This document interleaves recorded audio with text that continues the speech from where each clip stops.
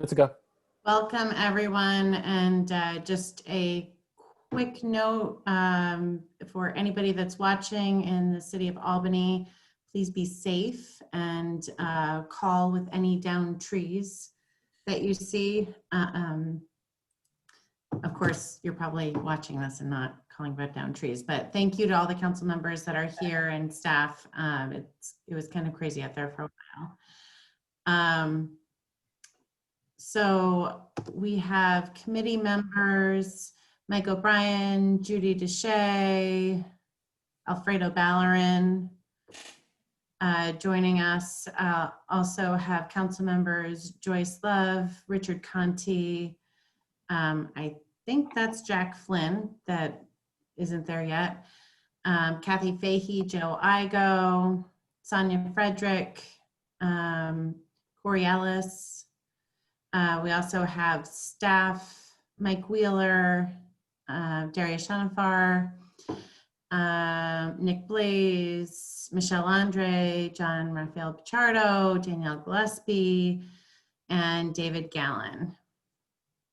So we'll get right into it. Mike, if you want to kick it off, that would be great.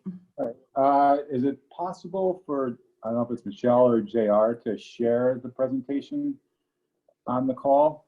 Sure, give me a second. And then I'll just say next one. I need you to kind of hit it forward.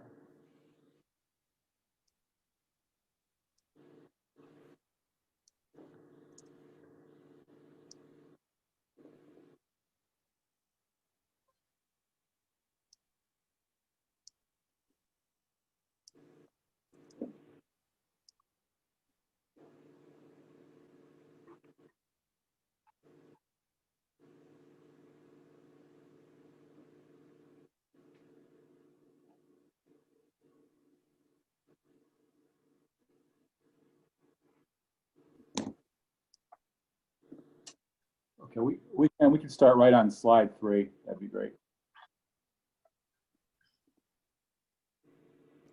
Thank you. So basically, I'm keeping a very similar, format that we've done before. I just kind of want to move through this somewhat quickly because I know you guys have a lot of questions. We'll start out with the budget summary. We have decreased the overall size of the budget about $600,000 from last year. We have also in that decrease absorbed contractual union increases, health insurance costs, increased retirement costs in there as well. But kind of what I really wanted to focus on early was just to see back in 2015, we actually had a negative fund balance of $1.7 million. As of the end of 2019, unaudited, unofficial, we have a $14.4 million fund balance. I think that's a big reason as to why we have actually been removed from the state controller's fiscal stress monitoring system. As you can see, going back, we were in significant fiscal stress for multiple years and have been slowly getting better each subsequent year to the point where we're no longer on that designation. I think a lot of that had to do with our success in building up that fund balance. Unfortunately, as you all know, we are facing a very dire situation economically. COVID has had a disastrous impact on our revenue, and a significant piece, without stimulus or a quick turnaround in the economy, a significant piece of this fund balance will most likely be used to get us through 2020 and 2021. We can go to the next slide. This just gives you a visual as to one order associated with one column. Here's the status of order number 200784136 9. Press order hold to provide you with the full. Okay. Actually, the one before that would be great. Number 4. Oh. Sorry, give me a second. Computer's messing up. No worries. All right, this one just gives you an idea of how Sorry, it's this one right here you're talking about? the budget. Or the next one? That one right there, yes. Okay. That one right there. It just gives you a general idea of where our budget has been in total size over the last several years. We have been able to keep it steady, to keep it consistent, and we've continued to do that again this year. We can go to the next slide. And this just gives you kind of a graph of where we were with our fund balance as to where we are now. And we have been able to hold the line on the size of our budget. We have been able to build up our fund balance in the process. So, we're all very pleased with the work that we've done over the last several years, that all of council, to get us to this point, to where we actually are in a position to potentially lose this fund balance. But the fact that we're able to withstand this kind of onslaught is a testament to the work we've all done together over the last several years. So I know there's considerable concern about using reserves, depleting reserves to get through this situation. I guess the point I just would like to make is these are generally referred to as rainy day funds, and it's not just raining out there from an economic standpoint. It's a damn hurricane, and this is exactly the reason why you work so diligently to build up these reserves, is so you can withstand something as tremendous as what we're going through right now.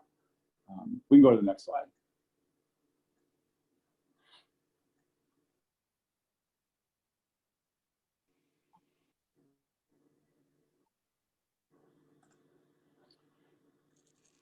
And I just want to just kind of break through the revenues pretty quickly. The real big differences you'll see here is we are increasing the levy by $1 million, not about, by exactly $1 million. State aid is down. Sales tax is down. Departmental income is up significantly. Debt reserve is significantly down, and all other is up just a bit. The next slide, we'll get into some more of the details of what this looks like. I just wanted to show you the difference from last year, and from a percentage basis, really what piece of these eats up the most pie. Look to the right on the graph. You'll see, our property tax is 32% revenue stream, and so on, with and so on. So we can go to the next slide. And this is really what the levy increase looks like. We were able to, because of a growth in the overall tax roll and the new rates we were able to choose from the state controller as far as homestead and non-homestead rates. We did fall into an area where we were able to increase the levy by $1 million, which is 1.7% increase, and well within the tax cap. With our available carryover from last year, we actually could have taken up to about 1.8 million in total levy increase. We decided on $1 million. It's gonna result in about a $29 per 150 household increase in their yearly taxes. So, any property valued at 150,000, you're looking at about 29 increase on your total yearly tax. For commercial non-homestead property, it's a very, very slight, really minimal decrease, but so essentially a flat, no increase in your rate there. So we can move on to the next slide.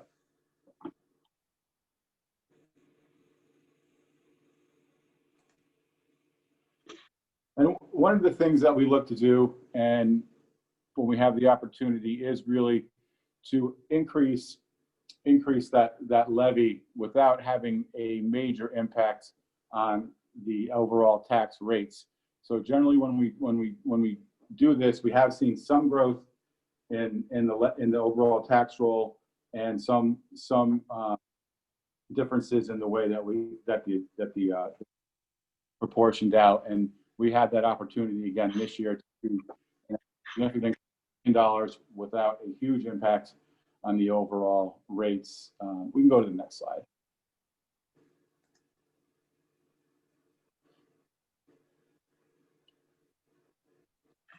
And this slide, I think many of you have seen before. I believe we usually provide it to you more in the Excel form. This is really the formula that goes into what levy increase will result into what percentage of your rates. It's kind of wonky and technical. So, but I did want to show you to see, so you all knew that there was math behind all of this. So really, what you can see is there was about $24 million overall growth in the tax roll, but which helped contribute to be levy and keep rates down. But also we were able to move the adjusted base back to where to where we could give more of a break on the homestead instead of hitting homestead higher than non-homestead. That was the rate that brought it closest together to have the most minimal impact on both sides. Obviously, I will share those adjusted rate percentages with you. There's 13 that the state controller sends us that are available based on our overall role and our actual breakout of homestead and non-homestead. So that is a document that I will forward on to you all. We can go to the next slide.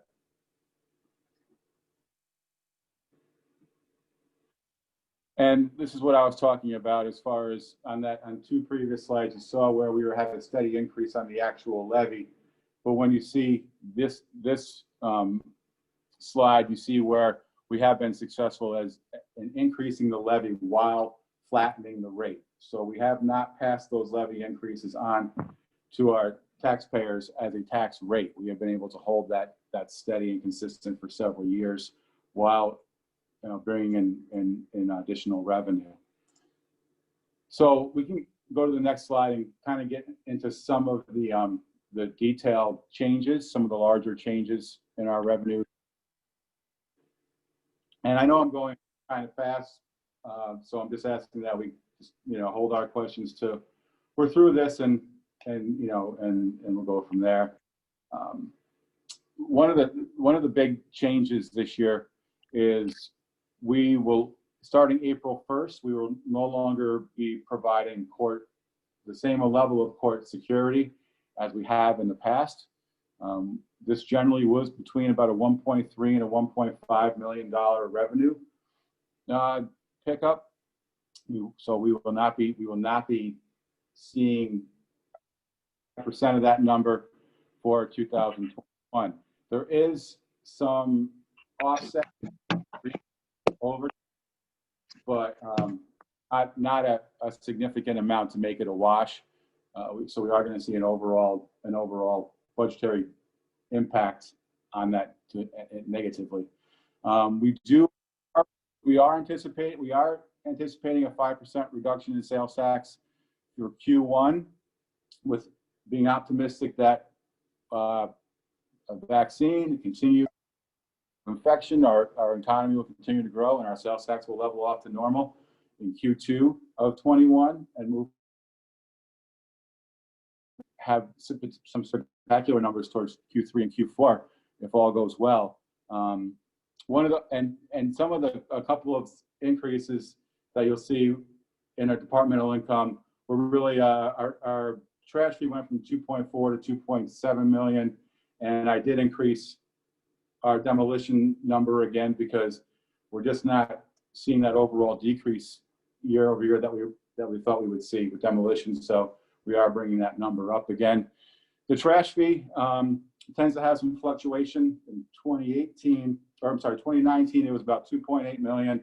Last year, about this year, 2020, 2.4, and 2021, we're looking at about 2.7. That number is directly derived from the number of eligible units times the actual fee that applies to those units. So that's where that number comes from. We're working with Treasury to look into what's creating some of this fluctuation. We know we've done some massive cleanup as far as in reassessing and appropriately allocating which what units qualify. We are taking a deeper dive in there, but that number it does come straight from the number of units, eligible units, times the overall, whatever your trash fee number is. One of the big impacts, unfortunately, this year was we had a significant debt reserve built up going into. Without COVID, we would have had about close to $6 million in debt reserve going into 2021. We are anticipating having to use about 5.3 million of that number in 2020. 1.8 million we did actually budget for. 3.5 we're looking for additional use of that debt reserve to cover the revenue losses in 2020 due to COVID and the economic shutdown.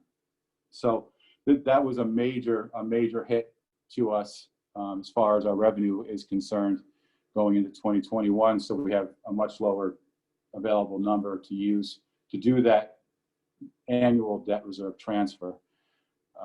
We have seen an increase in all other. That's mainly due to an increase of over 500,000 in our budgeted health insurance rebates. This is being driven by entering into a new program with our prescription drug plan. Through our Wally, who was our health benefits manager and consultant, they partner with another organization for prescription drugs, and our rebates so far this year are over $1 million. I did not take that big of an increase for 21 because I believe this number is based on the market and prescription drugs and all the timing of generics, and there's a lot of detail in that. I left that at 750. I put that at 750 just because I think that will fluctuate year to year, but this program is designed to bring in maximum savings. So I do expect us to have that significant of an average increase each year. As far as the exact number, I think there will be some fluctuation due to just the very nature of that prescription drug market. Moving on to our expenditures, we have seen increases in our salaries and our retirement. Obviously, the FICA will increase with the salary increase. We do have a market increase in our health insurance, our retiree health. We remaining flat. We do look like we're going to come in with a little bit under budget for 20, so that remains flat. Our workers' comp number is relatively flat. We are seeing that this 4.4 number seems to be pretty stable now year over year. Our operating expenses have also remained flat. Our debt service number has come down significantly. And a big piece of that obviously is what you had seen from the mayor's presentation was that landfill debt coming out, which is about 4.4 million, I believe. And then we also were able to pick up an additional 1.2 million in debt service relief by converting a significant number of our bands into bonds. And for an introduction to this year's budget, we did take a significant portion of that savings and move that into a capital reserve account, which we have here as an interfund transfer. This account will pay for things like police vehicles, playground equipment, spray pads, things of that nature that we've all been looking for an opportunity to move from borrowing to just paying through operating fund or through some sort of capital reserve account. We felt the capital reserve account made a lot more sense as those funds would be able to roll over year, as opposed to being wiped out at the end of the year in their operating fund. It's just the timing of a lot of these. We can move on to the next. We'll go through some of these specifics. If you look at our increase in our salaries. Much of that is due to contractual obligations with our unions. Fire is on a current contract through 2022. That is a 2% increase each year. I don't know what we're anticipating and what happened. I'll kind of explain this in a second. Is for our police supervisors union, we did have an agreed upon MOA, which is a memorandum of agreement on a deal back pretty much exactly when COVID happened, when the shutdown began. We reached out to the union and basically asked for an extension of when we execute this contract until we can get a clear. They did agree to go as far out as December 25th until we can make that payment to them.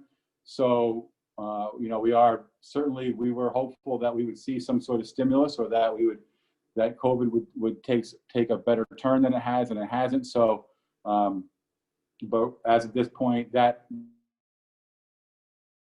a payment that we will have to make to the police supervisors. That's also a deal that catches them up from 2015 through 2022, and I can certainly details on that if you don't have that already, and what that deal looks like. But that's a big change here. We also had study in our 911 dispatch center. An independent study consultant came in and gave recommendations on how we could improve conditions over there. A lot of folks were getting, because of being down so many, were getting really burned out. We were seeing a lot of OT generated from that. So we have added 3 additional telecommunications specialists to the budget. And we also have settled a deal. We're just waiting on ratification. This was also a deal that was done during COVID that was basically suspended. They are looking to ratify for operating engineers. And we've also done the living wage increase of $15.52 per hour for all of our permanent non-union full-time and part-time employees. And there's an increase there. Also, not on here, but also waiting, but deals that were done where we did get a deal with crossing guards, Teamsters as well. Those are minimal impacts, but I can provide you with all those detail because everything was suspended with COVID. We bring in these contract settlements to the council over in the next. We do have close to $1 million increase in retirement. That's based on the state controller's 21-22 projections. I know I've provided those documents to you previously, and I will do so again. That is what I think a lot of that increase is due to the uncertainty of our economic future. So we are seeing another $1 million increase in retirement, unfortunately. And I did discuss the decrease in debt service from, decrease in overall landfill debt, and then our conversion from the bonds. We can go to the next slide. We do have a $500,000 increase in health insurance. This is primarily due to a 3% overall market adjustment. For our Blue Cross self-funded program, that the actuaries came back with a flat rate for that, so that we did not increase. For our CDPHP plan, which is a more traditional pay-for plan, on our end, they were projecting a 6%, 7% increase, so we just kind of increase overall in our health insurance number. And once again, we did establish a $1.7 million capital reserve fund, where we will be moving some of the traditionally bonded for items into a debt-free.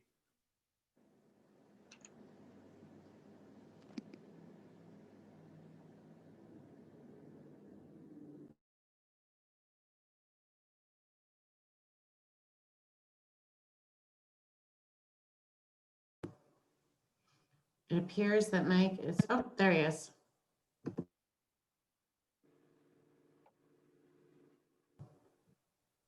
Mike, are you unfrozen? I'm not frozen. No, Mike Wheeler. not you. Oh, Mike, okay. You cut out right at the end of, you were like mid-sentence. Oh, I think I did. If I was saying, let's just open it up to Q&A, I think. Or was I talking actually about the debt, the capital reserve account? You were not talking sure about where I the was capital going. reserve account, yeah. Well, Maybe if you could just repeat that. with the capital reserve account, we created that with some of the decrease in our overall debt service number to capture expenses like police vehicles, rec playground and spray pad equipment. I know it was it was a big push by the council for the last several years, and something we've been looking to do for a while now is to move some of those expenses from borrowing into operating funds. We felt that the capital reserve fund will actually achieve the same thing as in the operating fund, but unlike the operating fund, this reserve fund will be able to roll over year to year. So if some of these funds are not used in the budget year, they'll roll over. Whereas if we move them directly into the operating expenses, at the end it would be a use it or lose it situation. And we were also concerned that putting this big of an increase into departmental budgets themselves may lead to the temptation to use it for other things. So we just felt protecting it and holding it, and the reserve fund allowing it to roll over was the most effective way to do that.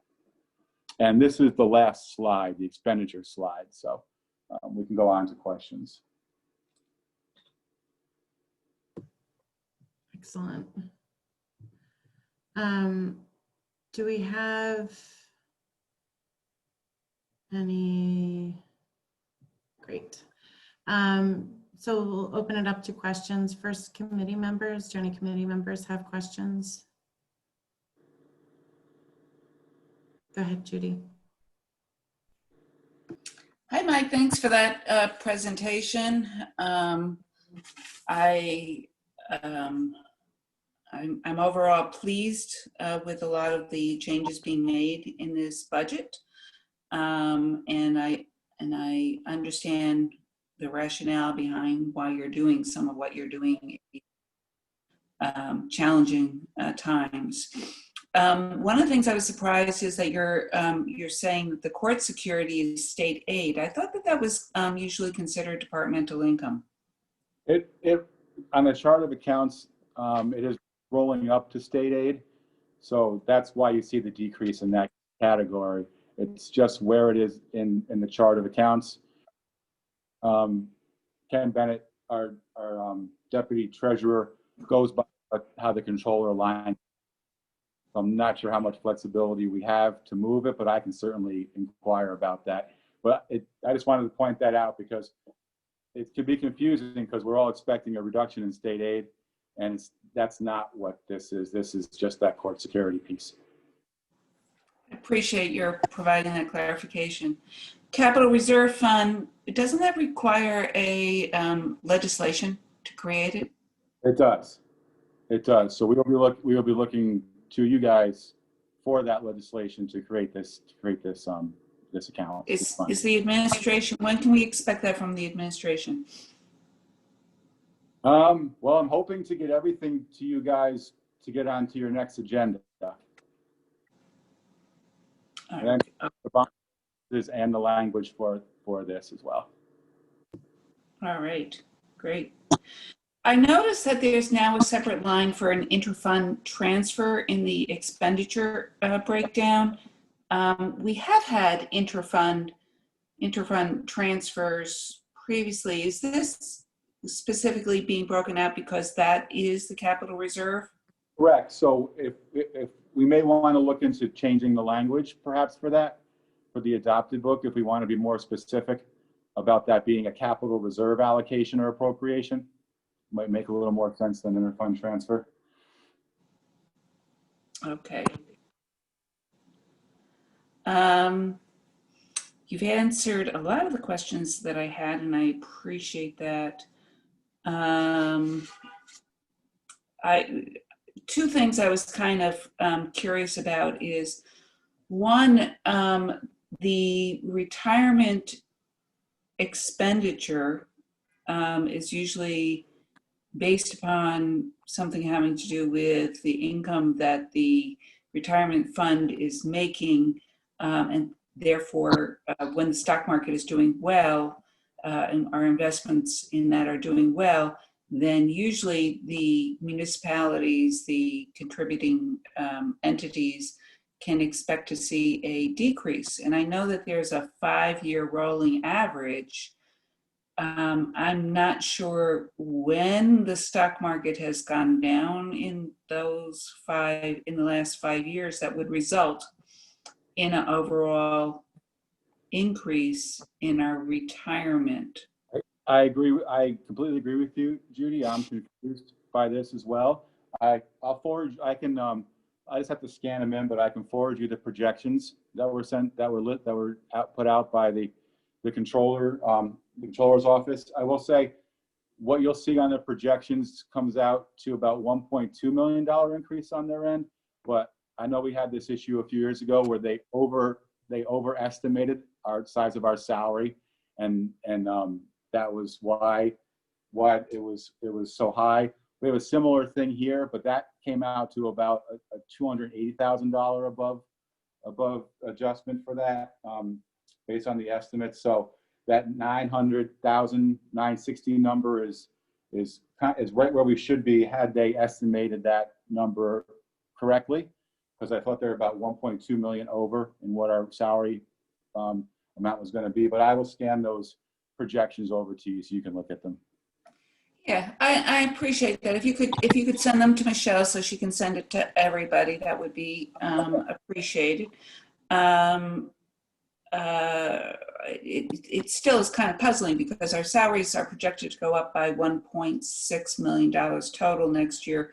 So this looks like more than 50% of that increase, unless the rates are going up, which really does not make sense. So I'm wondering, if in light of what all municipalities and contributing entities are doing, if there can be maybe a little bit of concerted pushback on what they're coming up with rates. And I know that they need to make sure that that is secure, and I know that there's a certain amount of uncertainty, but there's supposed to be a formula now, that this rolling 5-year formula that is supposed to help protect against real surprises, I think, in that.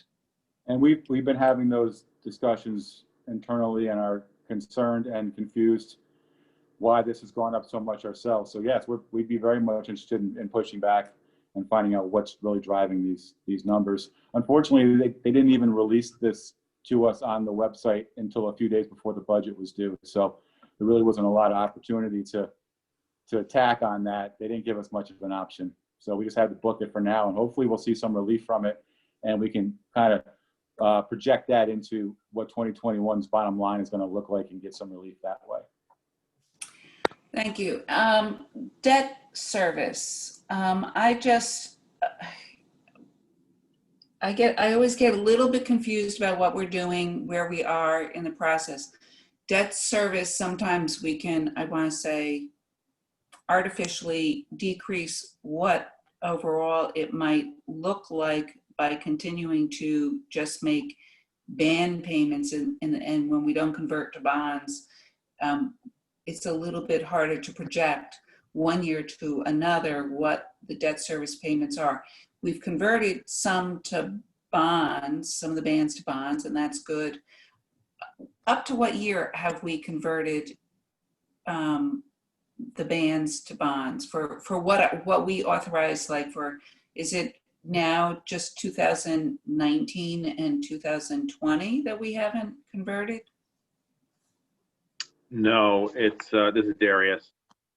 I believe the ban issuance for 2020, I'm looking through right here, was still some 2015s. I think with the amount we have scheduled to be borrowed for next year, if you include everything in the capital budget for 2021 plus the outstanding ban in the neighborhood of about $60 million. Thinking about doing a bond issuance next year. That's the way it's looking right now, as long as rates stay down. So that's the additional debt that I think it will be coming on the books at some point in the future. I'm sorry, Darius, I'm having a little hard time following that. So my question was about how many years back are we still banning for? It's essentially. Right now, the 2020 ban included borrowing from 2015. That's Okay. the latest one. The vast majority of the ban was for the last 2 years. Okay. And there was legislation passed in the state that actually delayed or extended the period of time that you could ban. It used to be 5 years. Now you can ban for 7 years. Oh, really? I didn't know that. Yeah. So that has an effect on what we'll have to pay down in 2021 compared to what we have budgeted. It's budgeted about 4.2. And that's what it was supposed to be. We now can reduce that to 3 million, and then we can decide, depending on market conditions, if things don't get crazier than they already are now. We can bond at that point in time and only pay down 3 million as opposed to 4.2 million. Okay. So overall, I just want to note for the council that while this is great and thrilling when we see a $5 million reduction in our debt service payments, this year, we can expect, I must say, to see, I think, in 2022, in the 2022 budget, to see a significant increase than as a result of what has been authorized for borrowing and will be bonded eventually. We should have some further discussion about that before we get into the actual bonding authorizations to understand, what kind of impact that has on our debt payment limits. And I'll have figures in the debt report that I should be able to get to you tomorrow. That will provide you guys a framework within which to evaluate that going forward.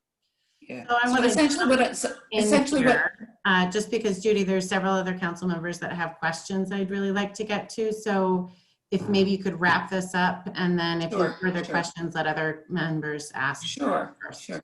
So just my point is this reduction in paying off that landfill gives us a little bit of grace and breathing room this particular year.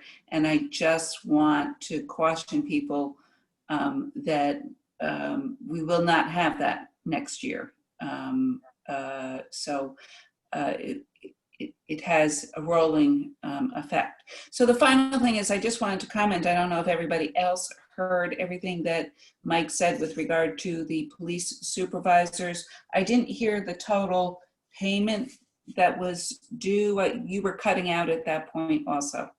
The total payment due is going to be roughly 1.6 million. The contract does call for a retro payment from January 1st of 2017, and then the budget adjustment for 2020. On that second attachment that I sent, the one we talked about a couple of weeks ago, I do have that number factored into that salary savings line, that forecast. So it is in that forecast that's on that breakout of the revenue and expense forecast that I gave you guys a couple weeks ago. So you're talking about paying that in 2020? We are paying that in 2020, yes. Okay, thank you. So next, and I just want to mention a couple of council members that came in during the presentation, and Councilmember Robinson will be next asking questions, then O'Brien. I also just want to recognize that Councilmember Kimbrough is here, Councilmember Anane is here, Councilmember Johnson is here, and I believe I've said everybody else's name. So go ahead, Councilmember Robinson. Okay, thank you. Thanks, Mike.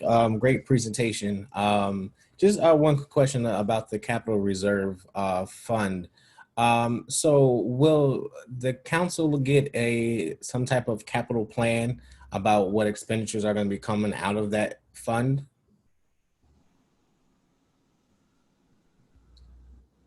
Oh, you're on mute.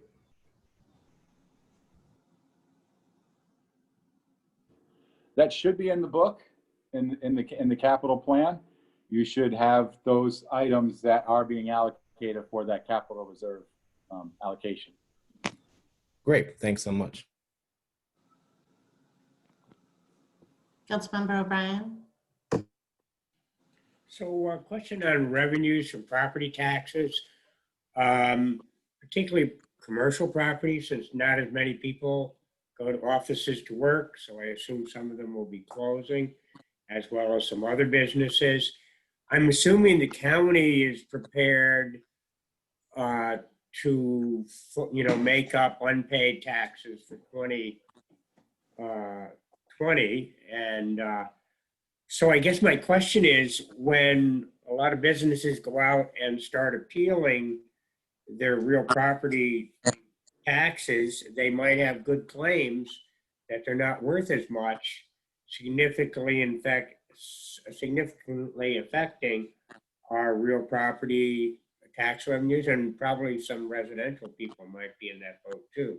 I'm thinking particularly businesses with the poor working climate and remote working.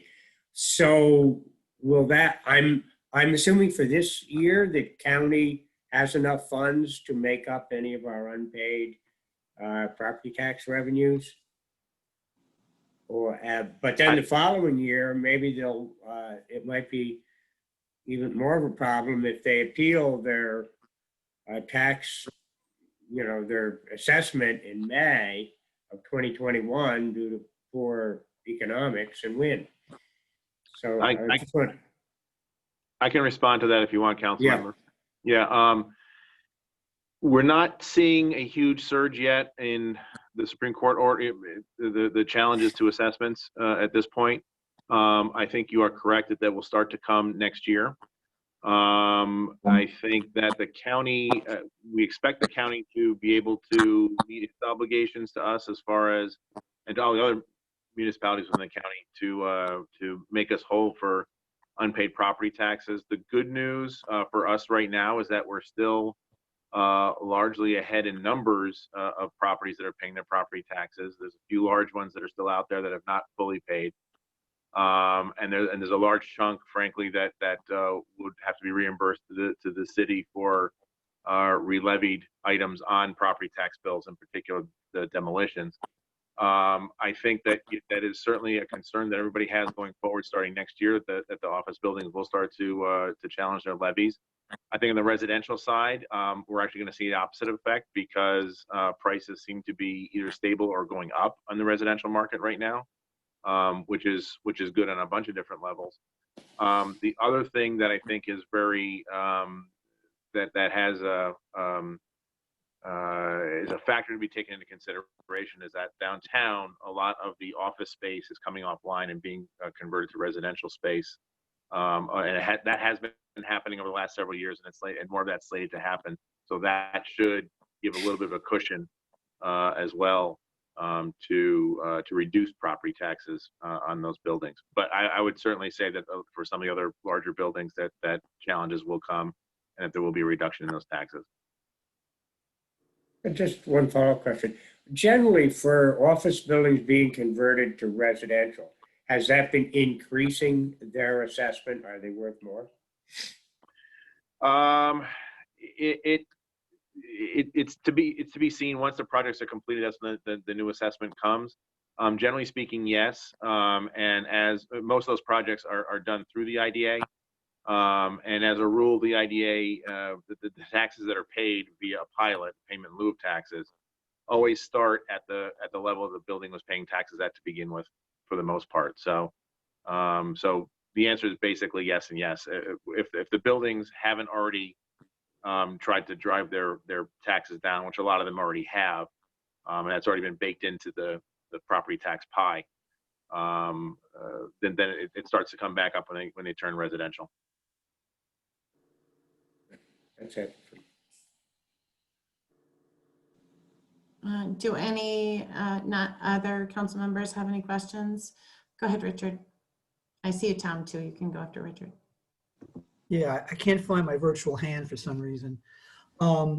Just on the conversion issue, I believe most of those, if not all, are actually, I forget the right kept the section 485A or 485B conversions, which would not go through the IDA because they're still maintaining a commercial residential activity. But Mike, just question on your projections, because some of them, like, the sales tax might be a little bit rosy. We don't know where we're going to be next year as we move into the new year.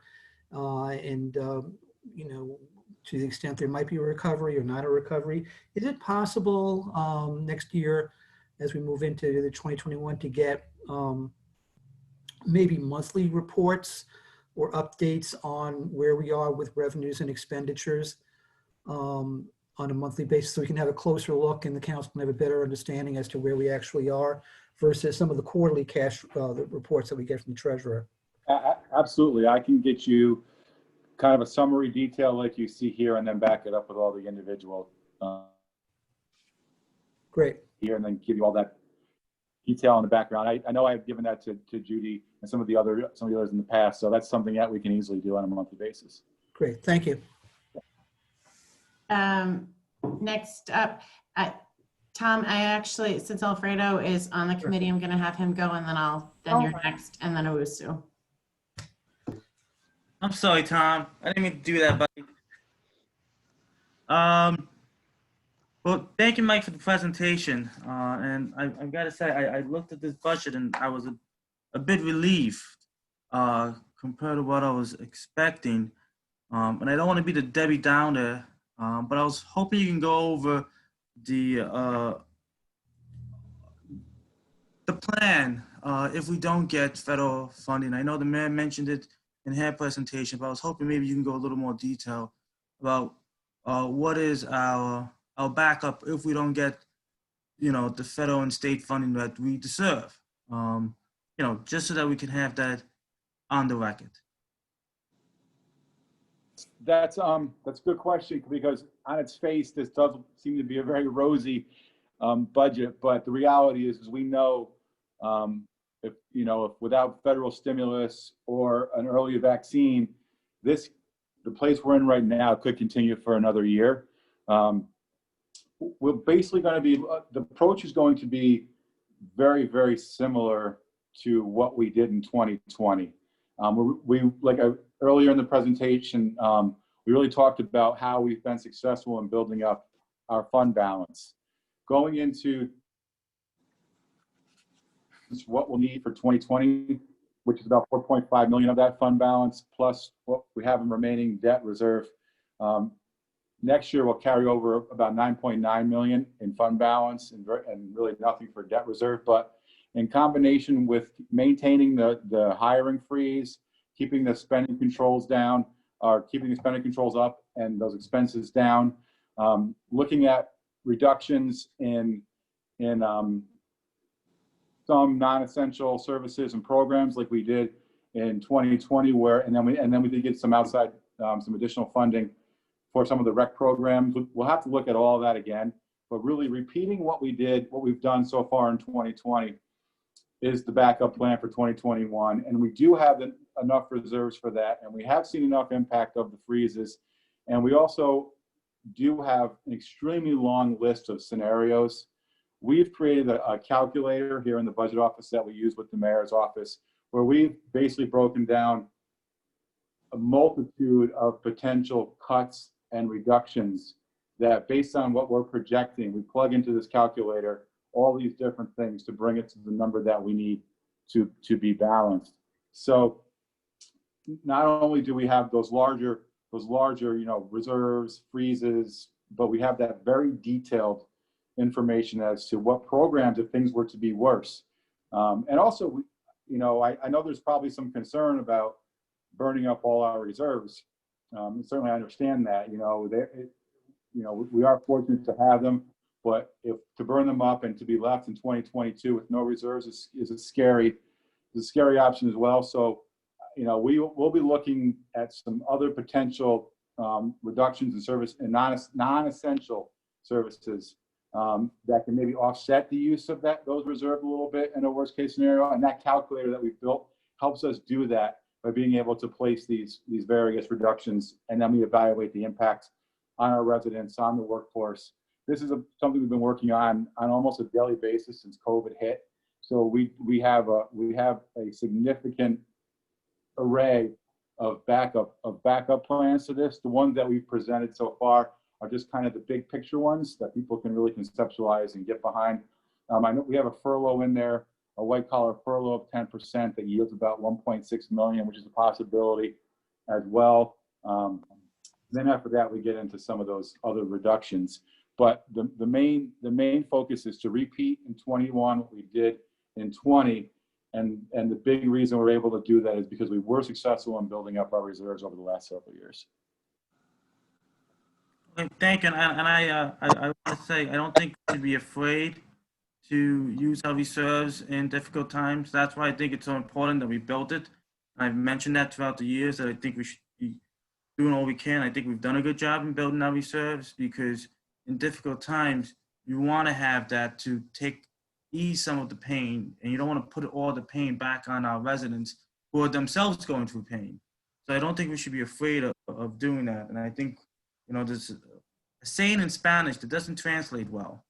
You know, when the cow is fat, freeze the milk. Because when the cow is skinny, you want to be able to use that frozen milk. So the cow is skinny right now, and I'm glad we have some frozen milk to tap into. Thank you. I think that translates beautifully, Alfredo. So next I have Tom, then Owusu, then Kelly. Is there anybody? And Joe. Go ahead, Tom. Yeah, I just got two fast questions. The first one is, and I should know this, I think you might have brought it up at one time, with the president's order on Fica, does that impact the city or just the employees or both? I was just wondering what impact that'll have. Well, to be honest, we reached out when the president made that executive order. There was a lot of controversy to whether or not it was even constitutional, because the executive branch does not have the power to authorize financial transactions. So we reached out to our external auditors and basically told us the advice that they're giving all the municipalities right now is to not follow that executive order, to just continue to pay your payroll tax and see how this winds up after it goes through the courts before you do anything to take advantage of this that you may have to pay back later on. And even under this executive order, it was only a delay of those payments. Yeah. It was payments. So that doesn't have a lot of benefit for us in and of itself anyway. And the fact that it may not even be constitutional or legal is a concern as well. Okay, and then the second question about going back to sales tax. I mean, we're in this new economy, and I know myself and others, we did a lot of online ordering, and you know, everybody charges a sales tax now. Is there a mechanism to make sure that when these companies collect that sales tax, it's feeding back to the county and the municipalities? The state is supposed to be capturing those revenues and yes, passing those on to us. The formula or the way they do that right now is a bit of a mystery. But we have reached out to the state rather aggressively to get that data so we know what to expect. Because I agree, although people aren't going into the malls and going into some of the shops, we all certainly are purchasing online, and legally there is a sales tax on that should be being funneled down to us. I would add, Tom, that we believe, and other municipalities believe, that one of the reasons why our sales tax has been going up the last few years is because of more internet and online sales tax being remitted to us. Thank you. Next to Owusu. Yes. First, I just want to thank you, Budget Director, and your staff for all the work that you guys do. I know we're in some challenging times. During the mayor's budget presentation, She said if it wasn't for the coronavirus, we would have had a surplus, which is music to the ears. It seemed like something is, we're moving in a positive direction. My first question, I wrote a list of questions, and some of it's geared towards the budget of the Treasurer's Office, some to the police department. My first question is in regards to the red light cameras. We keep budgeting for the red light camera violations, but we haven't received a single penny from it. Last year, it was budgeted for, I think, $37,000 in the line item. Can you speak a little bit about the red light cameras and why we keep budgeting for that? We actually signed a new contract with the red light camera distributors to share in that revenue. And what was different, there used to be we would have to get to a certain quota before they would be shared back. Now it's a straight percentage. It does not look like they have been sharing that with us. Darius and the legal department are looking into that to see exactly what's supposed to be happening there and maybe why it's not happening. So that is something that we had expected to see and are now investigating as to why we haven't seen that yet. Because the contract could change. We fully expected that we will receive some revenue and that we that's awesome. actually have some with the collections as well, which we started last year on the red light camera. So it was in the thousands. It might be between 10 and 20 at this point for last year, or for on the collection side of things, I should say. As for the actual tickets themselves, we're working out the administrative process to we have the money, which is it's an allocation of it budgetarily. Okay, thank you.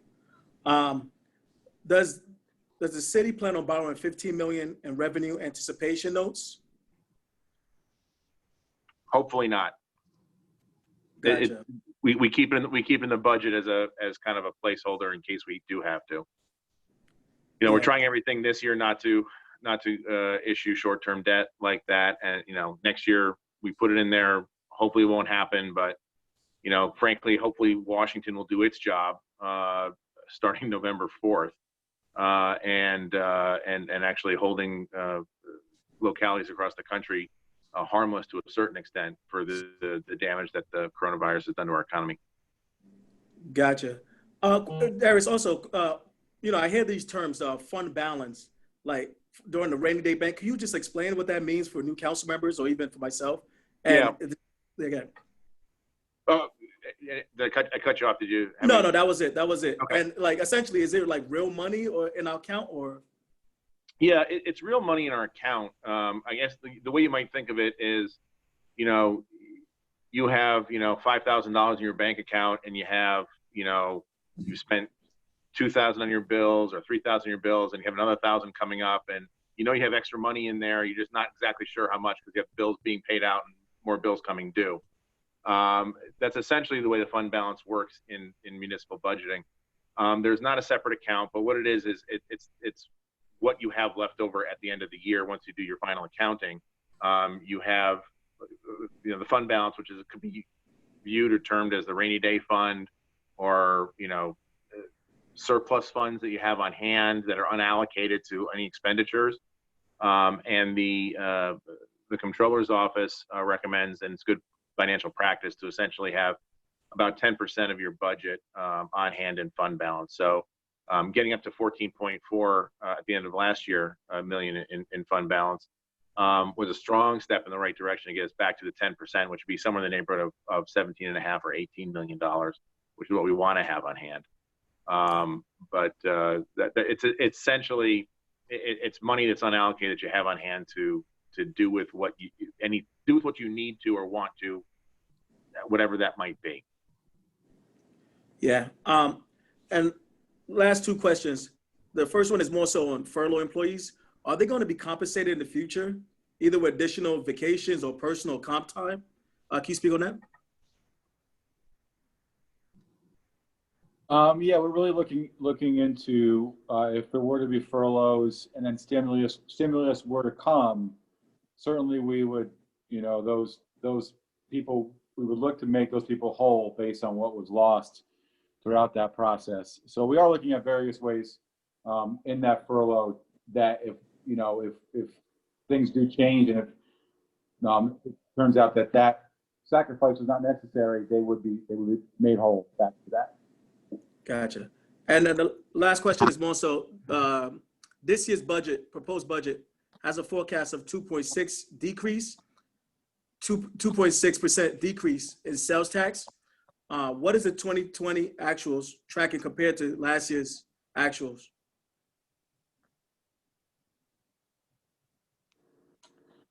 We're waiting on, certainly waiting on those Q3 reports to really give us a good gauge of where we're at.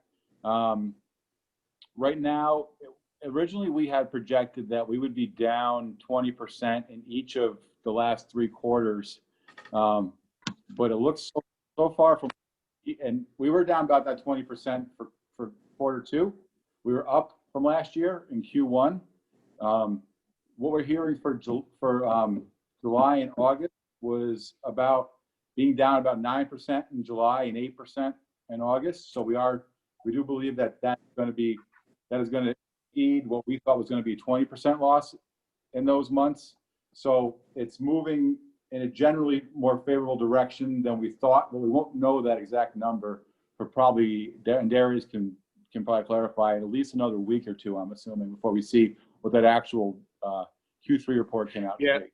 But Yeah, I would say that sales tax have been trending back in the right direction over the past couple of months for the figures that I had seen. But that still put us at about 8 to 10% ish reduction from the year before, month to month. I think overall for the year, I think we're probably expecting somewhere in the neighborhood of 10 to 15% decrease from what we thought we were going to have. Fortunately, we had a very good first quarter, even before COVID hit. So, yeah. And last question, is there any recommendation you give to common council members as we go through this budget process, whether it's advocating on the federal level or even with the state or even on the county or even some of these big nonprofits? Is there anything that we could do, we could use in our position to make sure that, we receive some revenue, or the case may be?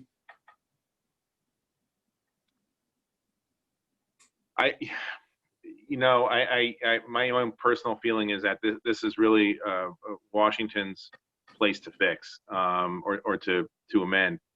The state has been hit dramatically. I think we're feeling at the state level. What we're really seeing at the state level is for all those folks around us in upstate New York who think that New York City is the problem in our budget.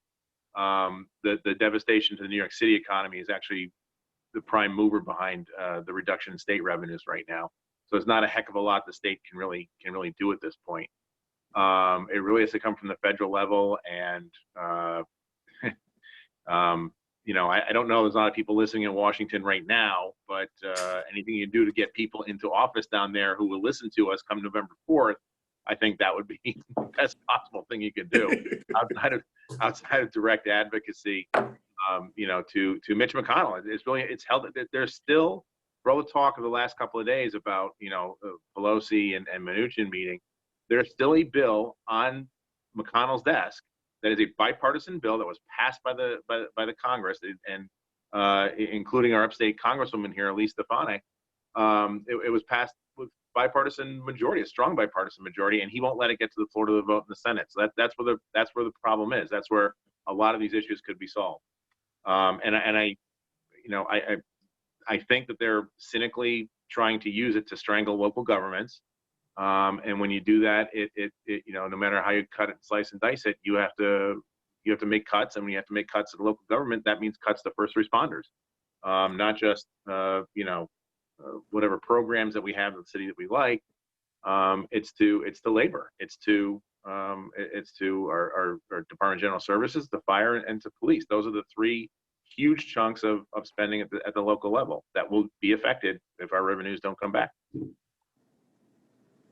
So next up, Kelly and Joe, I have to apologize. I think that you did have your hand up earlier and I missed it, but I will make sure that you will get your questions in. Kelly, you are next. Okay. Thanks, Mike, to you and your staff for what you're doing with the budget and the presentation. I jumped on a little late, so maybe I missed it. on the revenues that decrease in state aid for the court security reimbursement. I know there was discussions at the police department about OCA, Officer Court Administration, taking back over the duties for police court. Is that associated with that? Are they not paying because the officers are going to be replaced with court officers? Yep, they're ending the contract starting April 1st of 21. Okay, so that'll give us So- more officers so- for the street. But thank you. Yes, yeah, and I think it's the equivalent of about 12 positions. So it does allow us more flexibility back on the street than in the courts. Thank you. Go ahead, Joe. Kind of segueing in after Kelly, that was one of my concerns, but overall, I'm very concerned about public safety. I believe today we got the quarterly reports for the last 2 quarters. And I see $1.8 million in pain. I don't know how much they can share. And they're down 58 officers, 58. Now, I don't know how many we get out of this class out of 13, maybe half of them. So we're still going to be down that many. So I don't know how you are budgeting for that. I know that 2 of the police unions, well, I don't know if there's 2 of them yet, but they might have come to some agreement. Then you have to negotiate the pay there. It's just, I don't know. And then today you mentioned about trying to put on 3 more dispatchers or telecommunication officers. They are dispatchers, correct? Because you're down 8 now and you're trying to put on 3 more and some others leaving. How are you actually budgeting with that? You're just saving that for a rainy day too? We're A lot of these questions, not the finance end, but they'll come up with the chief when he comes in. Well, I will say, as far as class sizes and the department, we budget to a full complement. So those class sizes will be determined on really what they can handle and how many applicants they get and all of that process. For the communications piece, the additional staff is really a first step towards making some significant improvements in dispatch. We're looking at potentially moving them up to the new offices where the academy is to provide a better working space. So it's part of an overall comprehensive plan to really create some more stability within the dispatch group. So yeah, I mean, we do have the deal with the supervisors right now. The patrol group is still having its own internal battles, and we are able to negotiate with them at the moment. Obviously with COVID and everything going on, the reason why some of these previous contracts were settled was because we had gotten them out there and agreed upon before COVID hit. Right now, we're very much in a standby mode with ongoing negotiations. So it's just it's a difficult situation.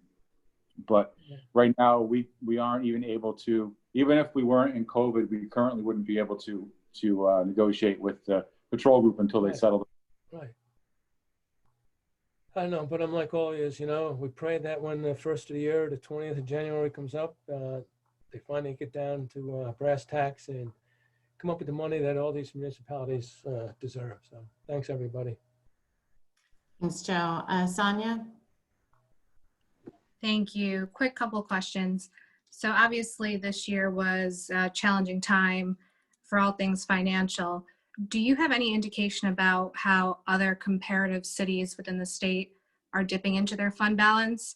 And also, do you have any indication about if the $4.5 million dip is going to lead to us becoming distressed again?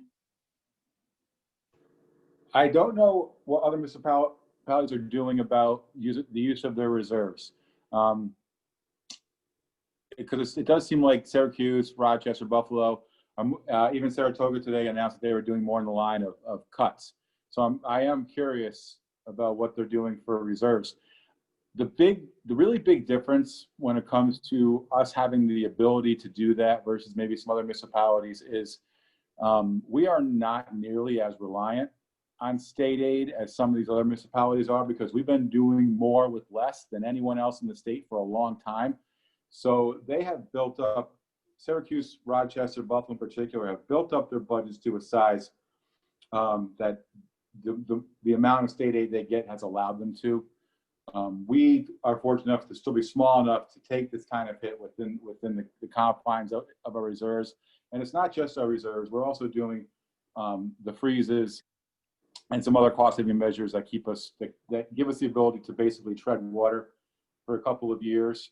There absolutely is concern that using up our reserves could put us back into a fiscally distressed situation come 2022 or 2023, when our fund balance is maybe back to just a couple million, few million. But the alternative is to reduce essential services, to reduce employee staff, to really take cuts that we feel is not necessarily fair to our residents or fair to our employees. We built up these rainy day funds, like I said before, to use on a rainy day, on rainy days, and it's a hurricane out there. So not that we're looking for. Oh. I'd add that, yes, I do believe that this will put us back into fiscal stress as determined by the comptroller's score. Their scoring system heavily weights fund balance as a determinative of fiscal stress. I would also say that Mike is absolutely right. Now, one of the upsides of not having the state help out the city as it should is that when things go south with the state, as they are right now, that we're not as much at risk. We believe we believe the 19A money which comes from mostly from the plaza, the payment in lieu of taxes they give us for the New York State Plaza, should be secure. You know, it's pretty well ensconced in state law. But if you take out the 20% from our two other biggest chunks, which are AIM and the capital city funding, we only have about 4 or 5 million at risk there. Whereas, like Mike said, Syracuse, Buffalo, Rochester.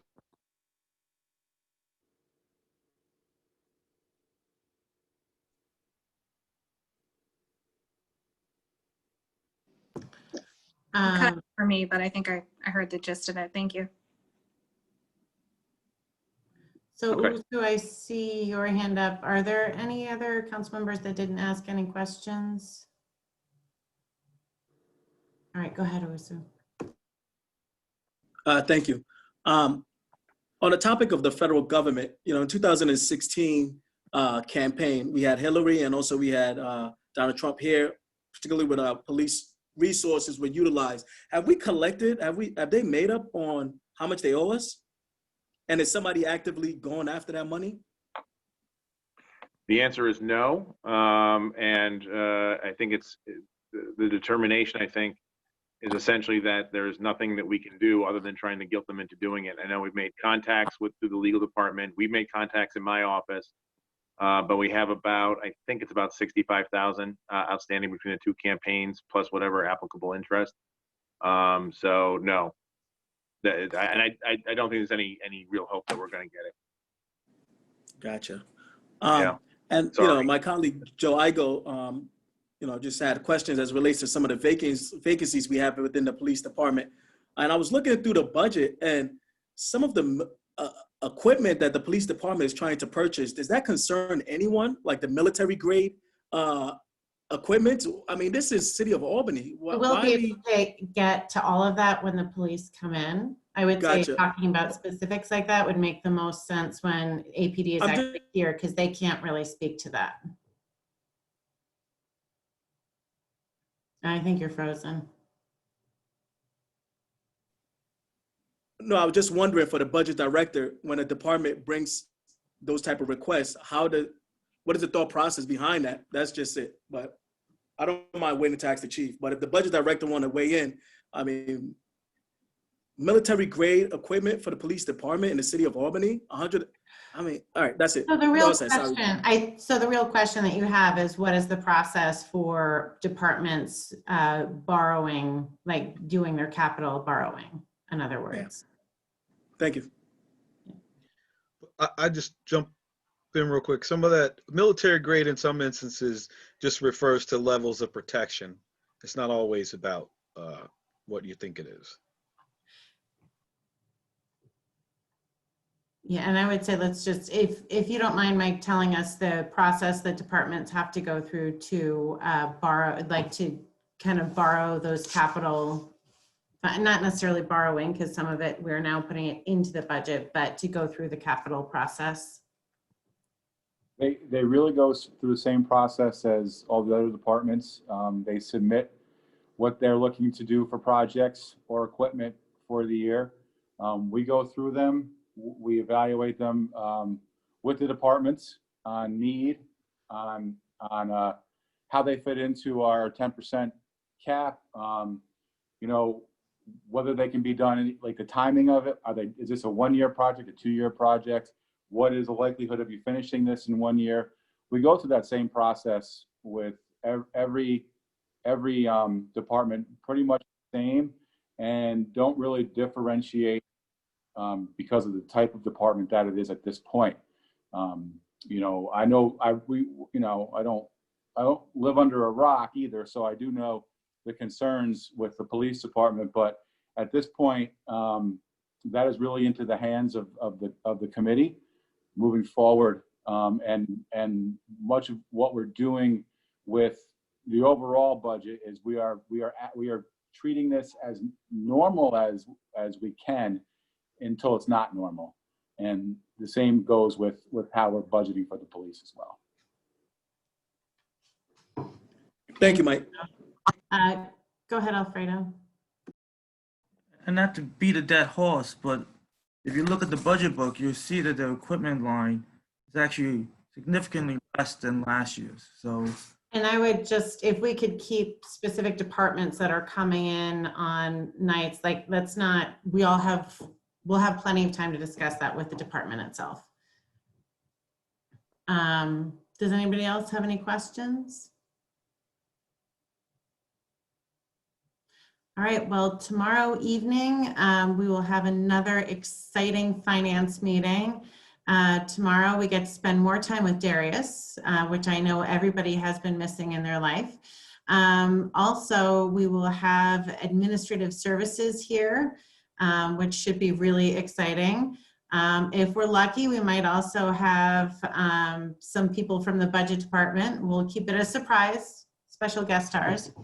But I really, really appreciate everybody being here tonight, especially with all the storms. And I pulled up the phone number just in case anybody's still watching and there's a concern. The phone number, if there's any emergencies, aside from 911, which obviously if you're in a 911 emergency, call 911. But if you see a downed tree or anything like that, please call 518-434-4000.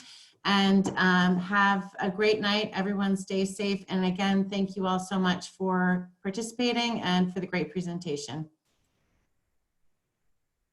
Good night.